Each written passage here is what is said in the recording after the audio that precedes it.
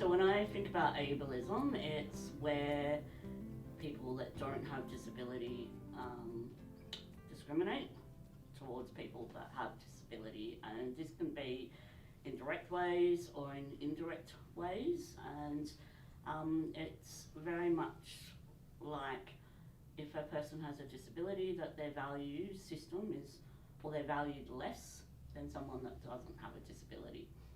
And that can be through the structural or communication or physical side of things for the disabilities. So for example, building a new set of complexes, for example, and not having any access to get into it. So, which then means that the value system is stating that if somebody has a mobility impairment, then they don't need to go to, you know, and be part of a system where it might be a nice set of complex, for example, or it could be saying someone doesn't have a disability because they don't look like they have a disability. So putting that emphasis on that disability has to look different, or it's not, you know, okay to be part of the group, for example.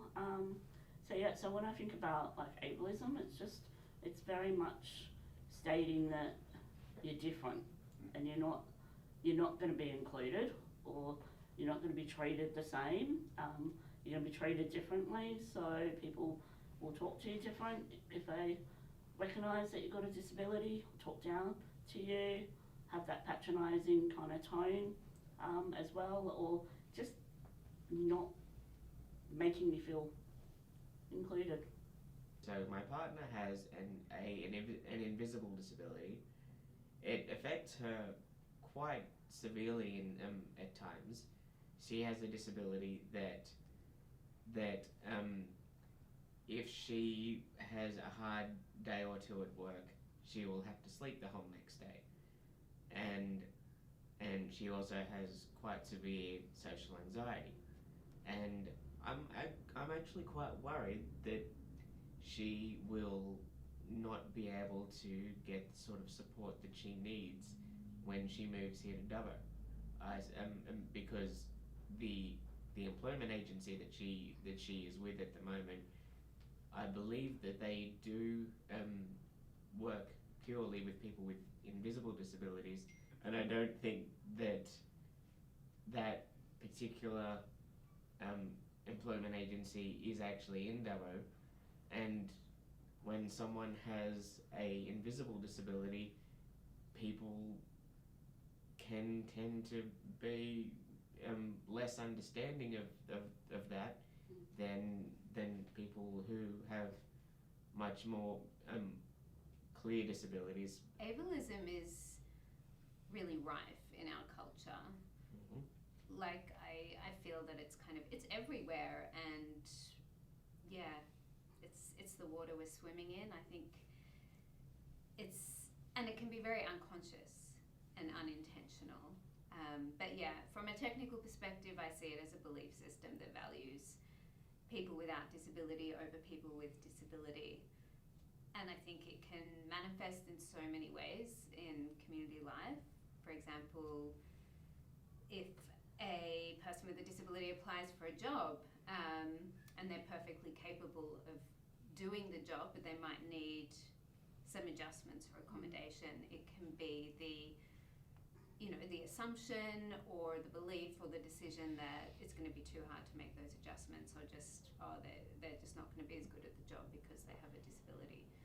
And it can also show up in well-intentioned ways, like people telling us what we should do to heal, or how we should live our lives, or people can sometimes seem to feel quite entitled to have opinions on how we should be handling our lives and our disability. I've had quite a few comments made, especially when I was raising my son and he was young, about how much he must be looking after me and that kind of thing. So there's an inherent assumption there that I'm not able to look after my child, and instead I've had a child to look after me. And yeah, I think you can sort of, when you think about comments like that are made, you can see all the inherent assumptions, which really is the ableism that a lot of people have absorbed from our culture and unintentionally perpetuate. And it's unfortunate just how virtually unheard of the word ableism actually is. We all know what racism is, we all know what sexism is, all of the other isms, but ableism is relatively unheard of. And the thing about ableism is it's so incredibly diverse. It's and it's also very rarely stuff like oh, look at him, he's in a wheelchair, or he's whatever. It's more often than not things like, are you alright? Are you okay? Do you need any help? And I might just be looking at my phone, just sitting at a table looking at my phone. And it's very rarely anything terribly negative, and honestly a lot of people do it without actually noticing that they're doing it, and a lot of people do it thinking that they're doing the right thing.